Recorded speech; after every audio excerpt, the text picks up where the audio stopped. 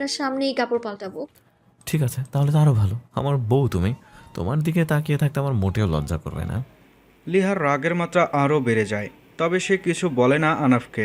জেদ করে আনাফের সামনেই কাপড় পাল্টাতে শুরু করে, কিন্তু একটু পরেই সে থেমে যায়। রাগ দেখিয়ে তো আনাফকে ঠিকই বলেছে তার সামনেই কাপড় চেঞ্জ করবে, কিন্তু এতে করে তো সে নিজেই ফেঁসে যায়। লজ্জায় সে কাপড় না পাল্টে আনাফের দিকে তাকিয়ে দাঁড়িয়ে আছে। আনাফ তো শয়তান কম না, সে লিহাকে রাগানোর জন্যই এসব করছে।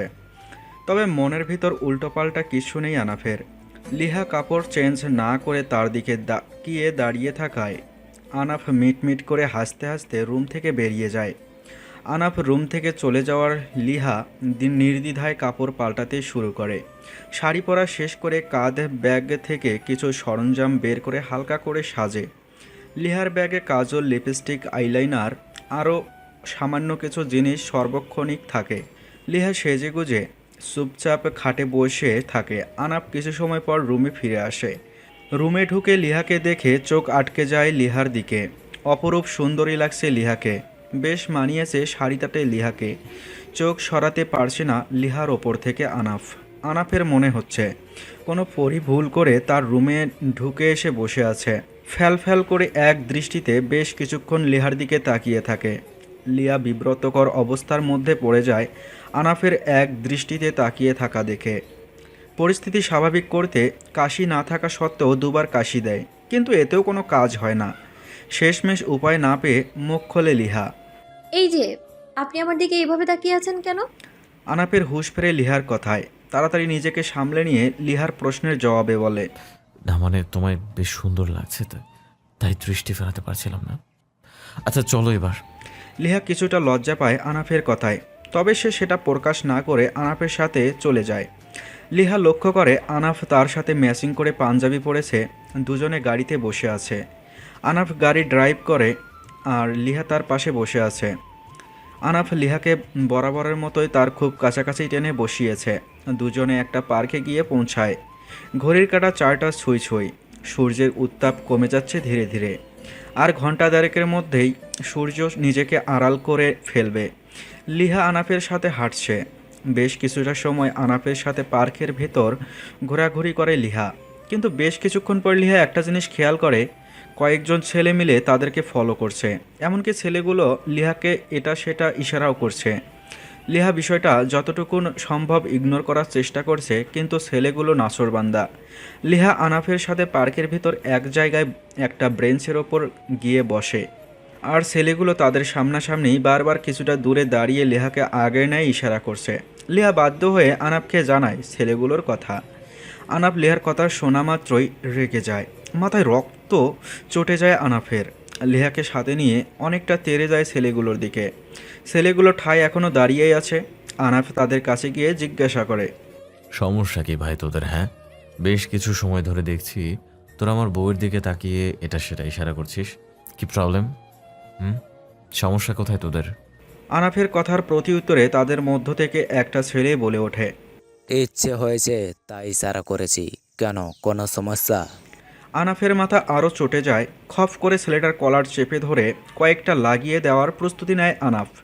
এমন সময় ছেলেটা পকেট থেকে একটা ছুরি বের করে আনাফের পেটের মধ্যে চেপে ধরে, যার ফলে ছুরির মাথার দিকের কিছুটা অংশ পাঞ্জাবি ভেদ করে ভেতরে ঢুকে যায়। পাঞ্জাবির রং সাথে সাথে লাল হতে শুরু করে, যেটার দিকে লিহার চোখ কপালে উঠে যায়। রক্তের চিত্র দেখে ভেতরটা কেমন যেন মোচড় দিচ্ছে লিহার। কি করবে কোনো কিছুই বুঝে উঠতে পারছে না। আনাফের জন্য লিহার মনে কোনো ভালোবাসা না থাকলেও রক্ত দেখে অস্থিরতা কাজ করছে লিহার ভিতরে। আনাফের ওপর জমে থাকা রাগ অভিমান খানিকের জন্য ভুলে যায় লিহা। আনাফকে রক্তের নিশান লিহার মনে দাগ কেটেছে। ছেলেগুলোর হাত থেকে আনাফকে বাঁচাতে তেড়ে যায় আনাফের কাছে, কিন্তু ছেলেগুলোর মধ্যে থেকে অন্য আরেকটা ছেলে লিহার পথ আটকায় এবং লিহাকে ধাক্কা দিয়ে দূরে সরিয়ে দেয়। লিহার অস্থিরতা মাত্রা আরও বেড়ে যায়। লিহার ইচ্ছা করছে ছেলেগুলোকে জীবিত মাটির নিচে পুঁতে দিতে। রাগে লিহার সারা শরীর কাঁপতে শুরু করছে।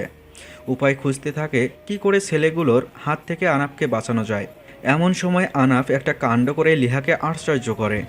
আনাফের পেটে কেটে ছুরি চেপে ধরে আছে, আর সে সজোরে হাসতে আরম্ভ করছে।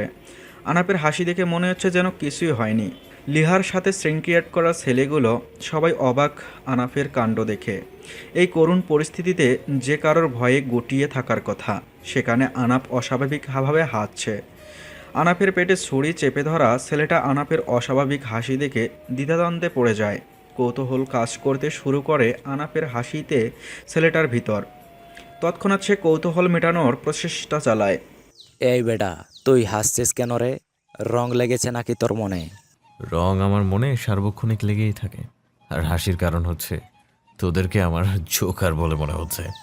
এই বেটা, একদম উল্টো পাল্টা কথা বলবি না, তাহলে কিন্তু পেটের ভাড়াল একদম বের করে ফেলবো।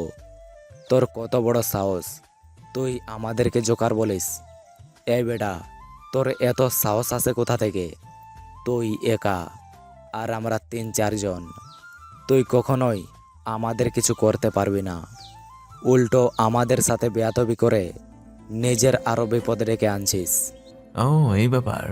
আচ্ছা তাহলে শোন, তোকে একটা কথা বলি। দলবল নিয়ে বন্য শুকুররা চলাফেরা করে। এছাড়া বিশেষ করে যারা দুর্বল তারাই বহর নিয়ে চলাফেরা করে।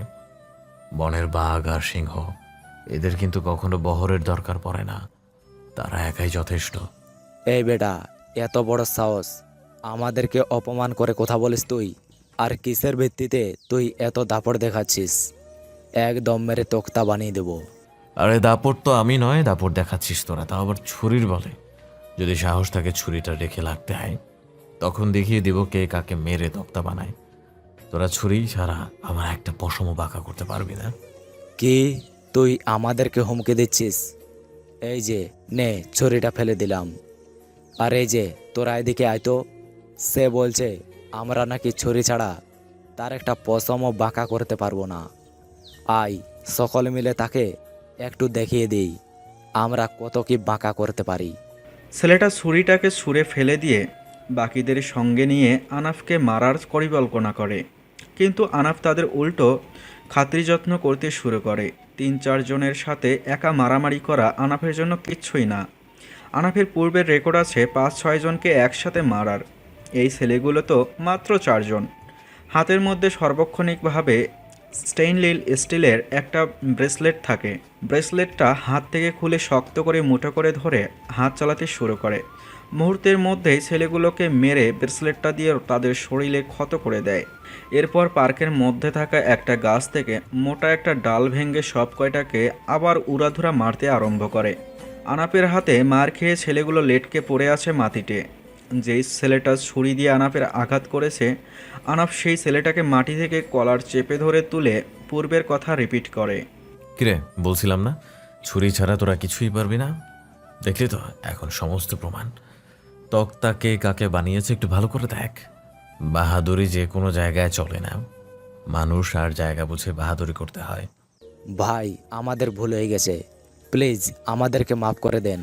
তোদেরকে আরেক দফা পেটাবো, তবে তার আগে তোরা আমার স্ত্রীর থেকে মাফ চা।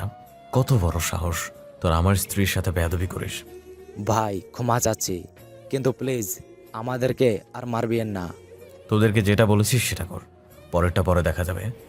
ছেলেটা আর কথা না বাড়িয়ে সবাইকে সাথে নিয়ে লিহার কাছে ক্ষমা চায়, কিন্তু লিহা ছেলেগুলোর কথায় পাত্তা না দিয়ে আনাফের কাছে গিয়ে বলে, এই যে দেখি কোথায় লেগেছে আপনার, ওদের ব্যবস্থা পরে হবে। লিহা নিজেই আনাফের পাঞ্জাবি হালকা করে উঠিয়ে দেখে আনাফের কতখানি লেগেছে। পেটের চামড়াতে সামান্যখানি লেগেছে আনাফের। ছুরিটা ভাগ্যিস আনাফের পেটে ঢোকেনি। সামান্য চামড়া কেটে যাওয়ায় যে পরিমাণ রক্ত বের হয়েছে, যদি পেটে ঢুকতো তাহলে কি হতো আল্লাহ ভালো জানেন। লিহার স্বস্তি ফিরে আসে, তবে তার রাগ কমে না। ছেলেগুলোর মধ্যে যে সব কাণ্ড ঘটিয়েছে, লিহা আনাপকে রেখে সেই ছেলেটার কাছে গিয়ে শরীরের সমস্ত শক্তি দিয়ে কষে একটা থাপ্পড় মারে। ছেলেটার মাথা ভোঁ ভোঁ করতে শুরু করেছে লিহার থাপ্পড় খেয়ে, কিন্তু রাগ কোনো প্রকারে কমে না। যথাযথ রাগ রয়ে গিয়েছে লিহার মধ্যে। ছেলেটাকে মারার পর রাগান্বিত কণ্ঠে বলে, তুই 1 মিনিটের মধ্যে তোর সাথে থাকা শয়তানগুলোকে নিয়ে আমার চোখের সামনে থেকে উধাও হবি, না হয় কিন্তু যেই ডালটা দিয়ে তোদেরকে মেরেছে আমি সেটা নিয়ে তোদেরকে আবার পেটাবো। না না না ম্যাডাম, আমরা চলে যাচ্ছি। যা ভাগ চোখের সামনে থেকে। ছেলেগুলো চলে যায় লিহার কথায়। ছেলেগুলো যাওয়ার পর লিহা আনাফের কাছে আসে। শরীর এখনও রাগে কাঁপছে। সেই সঙ্গে আনাফের দিকে তাকিয়ে ফসফস করছে, লিহার অবস্থা দেখে আনাফ নরম গলায় লিহাকে জিজ্ঞেস করে। আরে তুমি এখন রেগে আছো কেন? ওরা তো চলে গেছে। এই যে, আপনি একদম আর একটা কথাও বলবেন না। সব হয়েছে আপনার জন্য। ভাগ্যিস বড়সড় কোনো দুর্ঘটনা ঘটেনি। না হয়তো আপনাকে নিয়ে এত সময় আমার দৌড়াদৌড়ি করতে হতো। আরে আমি আবার কি করলাম? কি করেননি সেটা বলেন। আপনাকে কে বলেছে আমায় নিয়ে ঘুরতে আসার জন্যে? আমি বারণ করেছি ঘুরতে যাব না, কিন্তু আপনি জোরপূর্বক আমায় নিয়ে ঘুরতে বেরিয়েছেন। আপনি সে জোরাজোরির কারণেই তো আজকে এত বড় দুর্ঘটনা হতো। আপনার কোনো আইডিয়া আছে? আপনার কিছু হলে আপনার বাসার লোকজন সবাই তো আমাকেই দোষারোপ করতো। হুম, এমন কিছুই হতো না। আমার বাসার মানুষ মোটে এমন নয়। আর তাছাড়া তারা আমার কিছুই করতে পারতো না। ভুলক্রমে আমি কিছু বুঝে ওঠার আগেই ছুরিটা দিয়ে আঘাত করেছে। না হয়তো আমি আগে থেকে জানলে সব কটা এত সময় মৃত্যুর মুখে চলে যেত। হয়েছে, আর বাহাদুরি করতে হবে না। আপনি ডক্টরের কাছে চলেন। আপনার পেট থেকে অনেক রক্ত বেরিয়েছে। আপনাকে এখন হসপিটালে যাওয়া দরকার। চলো। লিহাকে সঙ্গে নিয়ে আনাফ ডক্টরের কাছে যায়। কেটে যাওয়া জায়গায় ডক্টর ওয়াশ করে ব্যান্ডেজ করিয়ে দেয়। ডক্টর দেখিয়ে বাসায় চলে আসে লিহাকে সঙ্গে নিয়ে। রাতের বেলায় দুজনে পাশাপাশি শুয়ে আছে। আনাফ লিহাকে নিজের কাছে টেনে নিয়ে জড়িয়ে ধরে। লিহা আনাফকে কিছুই বলে না, কারণ এসব তার জন্য নতুন নয়। লিহা উল্টো ঘুরে শুয়ে আছে। আনাফ লিহার কোমরে হাত দিয়ে লিহাকে জড়িয়ে ধরেছে। কিছু সময় পর লিহা অনুভব করে আনাফ তার ঘাড়ে স্পর্শ করছে। লিহার প্রচণ্ড বিরক্ত লাগে আনাফের আচরণে, তবে সে কিছুই বলে না, চুপচাপ নিজের মতো শুয়ে থাকে। আনাফ কিছু সময় লিহার ঘাড়ে স্পর্শ করার পর লিহাকে হালকা ঘুরিয়ে ঘাড় ছেড়ে লিহার গলায় স্পর্শ করতে শুরু করে। ক্রমাগতভাবে গলাতে কিছু সময় স্পর্শ করে লিহার বুকের দিকে স্পর্শ করার পরিকল্পনা করে। লিহা এতটা সময় চুপ থাকলেও এবার আপত্তি জানায় সে। জোরপূর্বক আনাফ থেকে নিজেকে ছাড়িয়ে আনাফকে বলে, দেখুন, আপনার এইসব আচরণ আমার পক্ষে সহ্য করা আর সম্ভব হচ্ছে না। আপনি প্লিজ আমার সাথে এইসব করবেন না। একটা মেয়ের পক্ষে নিজের অমতে এইসব মেনে নেওয়া কতটা কষ্টের, সেটা একমাত্র সেই মেয়েটাই বলতে পারে। আমি আপনাকে ভালোবাসি না, আর না আপনাকে আমি নিজের ইচ্ছায় বিয়ে করেছি। আমি ভালোবাসতাম অন্য একজনকে, সেখানে আপনি আমায় জোরপূর্বক বিয়ে করে নিজের মন মর্জি মতো কাছে টানবেন, সেটা তো আমার কাছে আরো কষ্টসাধ্য। প্লিজ, আপনার কাছে অনুরোধ করছি আমি, আপনি আমার কাছে আসবেন না। আপনার এইসব আচরণ আমার পক্ষে সহ্য করা সত্যিই অসম্ভব। হাত জোর করে অনুরোধ করছি আমি, আপনি প্লিজ আমার কাছে আসবেন না। আর আপনি যদি আগামীতে আর কখনো জোর করে আমার কাছে আসার চেষ্টা করেন, তখন আমি আর আপনাকে আটকাবো না, কিন্তু পরবর্তীতে সত্যি আমি নিজেকে একেবারে শেষ করে দিব। লিহার কথায় আনাপের ভেতর তুলকালাম শুরু হয়। লিহা আনাপকে এত শক্তভাবে স্টেটমেন্ট দেবে আনাপ সেটা কল্পনাও করেনি। আনাফ এতদিনে এসে বুঝতে পারে জোর করে সব করা যায়, কিন্তু একটা মানুষের মন কখনোই পাওয়া যায় না। আনাফ এতদিন ভেবেছিল ভালোবাসা দিয়ে লিহার মনটা নিজের করে নেবে, কিন্তু তার ধারণা ভুল প্রমাণিত হয়েছে। আনাফ এখন উপলব্ধি করতে পারছে সে জোর করে লিহাকে বিয়ে করেছে ঠিক, কিন্তু তার নিজের ইচ্ছায় কখনো সে লিহার মন পাবে না। চোখের কোণে পানি চলে আসে আনাফের। এত স্ট্রং পার্সোনালিটি আনাফের, কিন্তু পরিশেষে নিজেকে আর সংযত রাখা সম্ভব হলো না। শেষমেশ এত শক্ত মনের মানুষটার ভিতরে নাড়া দিয়ে উঠেছে। চোখের কোণে নিজের অজান্তেই পানি চলে এসেছে আনাফের, কিন্তু আনাফ লজ্জায় না পড়ার জন্য আড়াল করে চোখের পানিটা মুছে নিয়ে লিহাকে জানায়, লিহা, আগামীতে আর কখনো এমনটা হবে না। আমি আগামীতে এই বিষয়টা নিয়ে পুরোপুরিভাবে সতর্ক থাকবো। ধন্যবাদ। আচ্ছা শুনুন, আগামীকাল আমি কলেজে যাব। আনাফ লিহাকে কলেজ যেতে সম্মতি জানায়। আনাফের সম্মতি পেয়ে লিহা আর কথা না বাড়িয়ে অন্য পাশ ফিরে শুয়ে থাকে। আনাফও অন্য পাশ ফিরে শোয়। কেউ কারোর সাথে আর কোনো প্রকার কথাবার্তা না বলে দুজন দুপাশ ফিরে দুই দিকে মুখ করে যে যার মতন ঘুমানোর চেষ্টা করে। সকালবেলায় আনাফের আগে ঘুম ভেঙে যায়। আনাফ ঘুম ভাঙার পর চোখ মেলে তাকাতেই দেখে লিহা আনাফকে জড়িয়ে ধরে ঘুমিয়ে আছে। মনের ভেতরে লাড্ডু ফুটতে আরম্ভ করে সকালবেলা এরকম একটা দৃশ্য দেখে।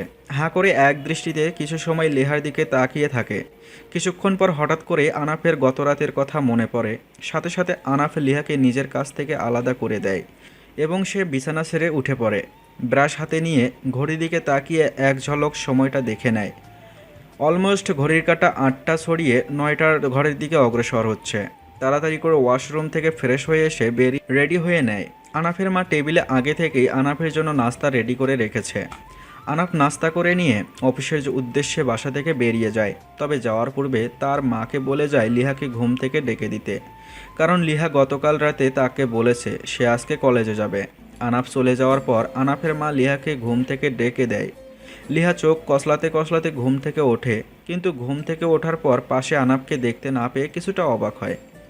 আনাফের এই সময় ঘুমিয়ে থাকার কথা, এত সকাল কেউ ঘুম থেকে ওঠে নাকি? মেয়েদের না হয় একটা দায়িত্ব কর্তব্য থাকে ঘরের কাজকর্ম করার, কিন্তু আনাফের তো এমন কোনো দায়িত্ব কর্তব্য নেই। তাহলে এত সকাল সকাল ঘুম থেকে উঠে গেল কী কারণে? লিহা ভেবেছে তার শাশুড়ি তাকে কাজের জন্য সকাল সকাল ডেকেছে। নতুন বউ বলে কথা, নতুন বউদের একটা রীতি আছে সকাল সকাল ঘুম থেকে উঠে সবার জন্য নাস্তা বানানো। লিহার কোনো আইডিয়া নেই কয়টা বাজছে। ফোনের সাহায্যে ঘড়ির টাইম চেক করে দেখে 9:10 বাজে। লিহা এত সময় গিয়ে বুঝতে পারে এখন সকাল নয়, সকাল হয়েছে আরও বহু আগে। এছাড়া আনাপ বর্তমানে কোথায় আছে সেটাও অনুমান করতে পারে লিহা। কোনো কথা না বাড়িয়ে ফ্রেশ হয়ে নাস্তা করে সেও কলেজে যাওয়ার উদ্দেশ্যে রেডি হয়। বাসা থেকে বের হওয়ার পূর্বে আনাফের মা লিহাকে বলে, মা সাবধানে যাস। আচ্ছা আন্টি। এই নে, আমি তোর কোন জন্মের আন্টি হই? সম্পর্কে আমি তোর শাশুড়ি লাগে, আন্টি বলে সম্বোধন করছিস কোন দুঃখে? সরি শাশুড়ি আম্মা। এবার ঠিক আছে, যা এবার কলেজে যা। লিহা বাসা থেকে বের হয়ে একটা রিক্সা নিয়ে কলেজের উদ্দেশ্যে রওনা দেয়। রিক্সায় বসে মনে মনে পরিকল্পনা করে আজ যে সে কলেজে গিয়ে অনাবিলের 12টা বাজাবে। এতদিন অনাবিলের সাথে ঠিকমতো কথাবার্তা বলতে পারতো না আনাফের কারণে, কিন্তু এখন সে আনাফের বিবাহিত বউ। অবিবাহিত থাকাকালীন সময়ে না হয় সে কোনো কিছু ঘটার আশঙ্কা ছিল, কিন্তু বর্তমানে আনাফ তাকে চিরজীবনের জন্য নিজের নামে করে নিয়েছে।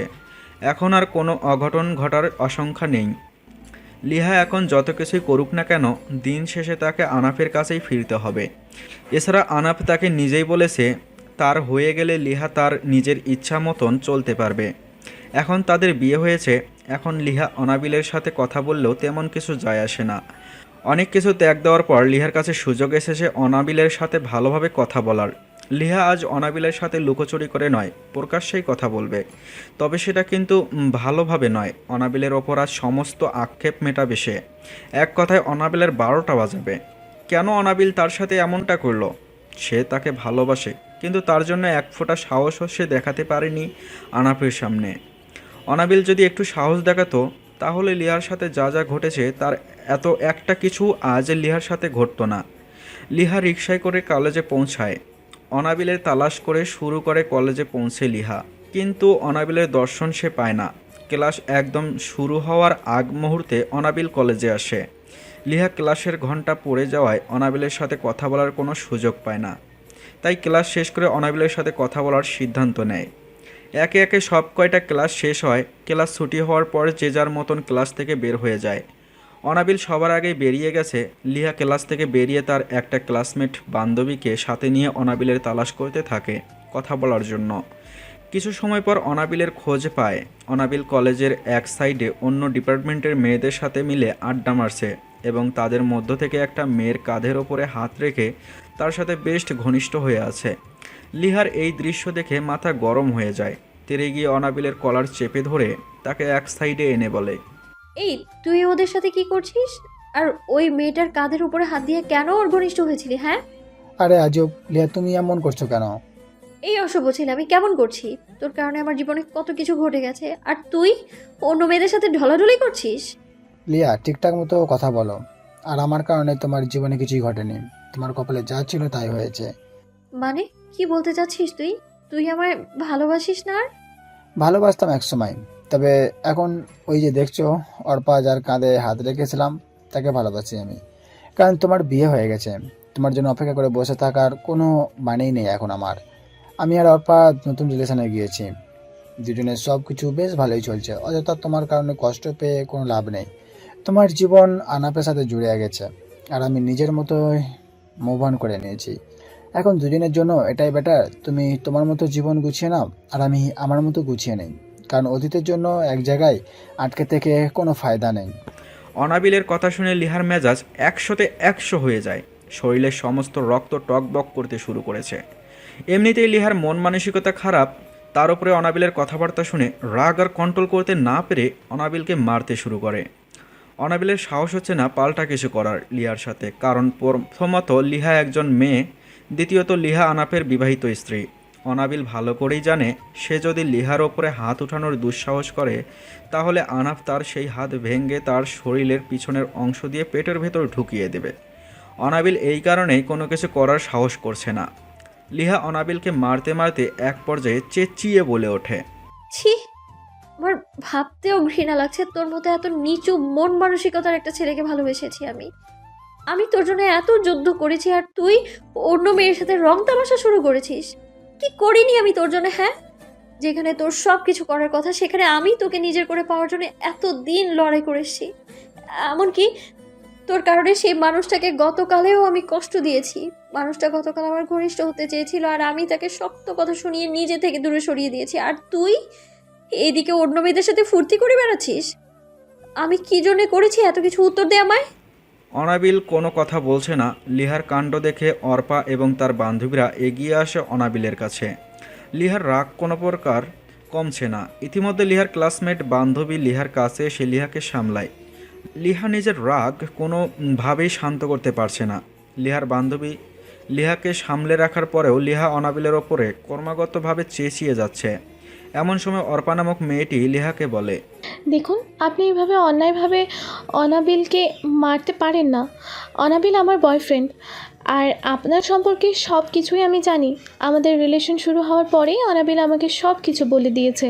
কিন্তু এখন কথা হচ্ছে, আপনি এত কিছুর পর এসে অনাবিলের সাথে কেন ঝামেলা করছেন? কি চান আপনি? এই মেয়ে, তোকে কৈফিয়ত দেওয়ার কোনো প্রয়োজন মনে করি না আমি। আর আমার এই কাপুরুষের কাছে নতুন করে চাওয়ার মতো কিছু নেই। ভেতরে এক ফোঁটা সাহস নেই, আর সে আসে মানুষের সাথে প্রেম করতে। এই মেয়ে শোন, এই ছেলেকে ভালো করে দেখে শুনে রাখিস, না হয় কবে যে বাঘের মতো থাবা দিয়ে ওর চেহারার নকশা বদল করে দেই তার কোনো ঠিক নেই, বলে দিলাম। লিহার কথা প্রতি উত্তরে আর কেউ কোনো কথা না বাড়িয়ে অর্পা এবং তার বান্ধবীরা অনাবিলকে নিয়ে চলে যায়। লিহাকেও তার বান্ধবী সামলে নিয়ে সেই জায়গা থেকে চলে যায়। লিহা কলেজ থেকে বাড়িতে চলে আসে। লিহার মন প্রচণ্ড খারাপ। কার জন্য সে এতদিন লড়াই করেছে, যে কিনা প্রেমিকার বিয়ে হওয়ার 1-2 দিনের মাথায় নতুন রিলেশন শুরু করে দিয়েছে। সারাদিন মনমারা হয়ে বাসায় বসে থাকে সে। আনাফ অফিস শেষ করে রাতের দিকে বাসায় ফিরে। আনাফের অফিস শেষ হয়েছে বিকেলে, কিন্তু সে রাতে বাড়ি ফিরে এসেছে, কারণ আনাফেরও গতরাতের বিষয়টা নিয়ে মন মেজাজ ভালো নেই। লিহার গতকালের কথায় আনাফ একটা জিনিস খুব ভালো করেই বুঝতে পেরেছে। সে জোর করে একটা মানুষকে তো নিজের কাছে নিয়ে আসা যায়, কিন্তু কখনোই তার থেকে ভালোবাসা পাওয়া সম্ভব না। এই সব বিষয় নিয়ে আনাফ অনেকটা আপসেট। মন ভালো করতে অফিস শেষে বন্ধুদের সাথে আড্ডা দিয়েছে সে। বাড়ি ফিরে খাওয়া দাওয়া শেষ করে চুপচাপ নিজের মতন বিছানায় শুয়ে পড়ে। গতকালের ন্যায় আজ লিহাকে স্পর্শ করার কোনো মনোভাব আনাফের মধ্যে নেই। লিহার গতকালের কথাগুলো আনাফের ভেতর থেকে সমস্ত জোশ বের করে দিয়েছে। আনাফ চুপ করে পাশ ঘুরে শুয়ে ঘুমানোর চেষ্টা করছে। কিছু সময় পর হুট করে আনাফ চমকে ওঠে। অকল্পনীয় কিছু কাণ্ড লিহা আনাফের সাথে করে বসে। লিহা নিজেই আনাফের পিছন থেকে জড়িয়ে ধরেছে। আনাফ লিহার কাণ্ড দেখে আশ্চর্য হয়ে জিজ্ঞেস করে, এসব কি করছো লিহা? গতকাল তুমি নিজে আমায় বারণ করছো, কিন্তু তুমি আমাকে... কারণ আপনিই হচ্ছেন সঠিক মানুষ। মানেটা বুঝলাম না। মানেটা হলো, আমার প্রেমিক যার ভেতরে আমাকে আপন করার কখনোই কোনো সৎসাহস ছিল না। এমনকি আপনার সাথে বিয়ে হওয়ার 2 দিনের মাথায় সে নিজের জীবনে অন্য কাউকে টেনে নিয়েছে। তবে আপনি সেই শুরু থেকেই আমার মধ্যে সীমাবদ্ধ। দুনিয়ায় এত মেয়ে থাকা সত্ত্বেও আপনি আমায় ভালোবেসে নিজের করে নিয়েছেন। আজ আমি রিয়েলাইজ করতে পেরেছি আমার অতীতের সম্পর্কটা কোনো কালেই ভালোবাসা ছিল না। সত্যিকার অর্থে তো ভালো তো আপনি আমায় বেসেছেন, তাই আর নিজেকে আপনার কাছ থেকে সরিয়ে রাখতে পারলাম না। ধরা দিয়ে দিলাম আমি আপনার কাছে। প্লিজ আমায় নিজের করে নিন। আমি আপনার সাথে সারা জীবন কাটাতে চাই। আমাদের বিয়েটা যেভাবেই হোক না কেন, আমি শুধু এটুকুই বলবো, আমি আমার প্রকৃত মানুষটাকে পেয়ে গিয়েছি। লিহার কথা শুনে খুশিতে আনাফ লিহাকে সঙ্গে সঙ্গে জড়িয়ে ধরে বুকে টেনে নেয় এবং লিহার কপালে বেশ কয়েকটা চুমু এঁকে দেয়। এরপর লিহাকে বলে, জানো লিহা, তোমার যেদিন প্রথম দেখেছি সেদিন থেকে আমার নেশা লেগে গেছে। ভুলে গেছি আমি অন্য সব কিছু, একেবারে ওই গানটার মতন। তোমায় পেলে নেশা ভুলে যাই। আশেপাশে এত মেয়ে দেখি, কিন্তু কারোর প্রতি আমার কোনো অনুভূতি কাজ করে না, একমাত্র তুমি ছাড়া। তাই তো তোমাকে এত যুদ্ধ করে নিজের করে নিয়েছি। লিহা লজ্জায় লাল হয়ে যায় আনাফের কথা শুনে। সেই সঙ্গে আফসোস হচ্ছে, সত্যিকারের ভালোবাসাকে সে এতদিন মূল্য না দিয়ে বেহুদা জায়গায় নিজের সময় বরবাদ করায়। আরও কয়েকটা দিন আগেই সে আনাফের জীবনে আসতে পারত মিথ্যে ভালোবাসার পেছনে না ছুটে বেড়ালে। অনাবিলের কারণে তার অনেকগুলো দিন জীবন থেকে চলে গেছে, তবে যাই হোক বর্তমানে সে অনেক খুশি। আনাফের সাথে একদম ঘনিষ্ঠভাবে মিশে আছে সে। আনাফ লিহাকে অনেকটা সময় নিজের বুকের সাথে জড়িয়ে ধরে রাখে, এরপর লিহার মাথা বুক থেকে উঠিয়ে নিজের আরও কাছে টেনে নেয়। লিহা অনুমান করে ফেলে আনাফ কী করতে যাচ্ছে। আনাফ ও লিহার অনুমান সঠিক প্রমাণ করে দিয়ে লিহার ঠোঁটজোড়া নিজের আয়ত্ত করে নেয়। লিহা আনাফকে কোনো প্রকার বাধা না দিয়ে নিজেই আনাফের সঙ্গে মিশে যায়। দুজনের মাঝে আর কোনো দেয়াল নেই, মিশে আছে একে অপরের মুগ্ধতায়। এভাবেই সমাপ্তি ঘটে একটি গল্পের কাহিনী। সমাপ্ত।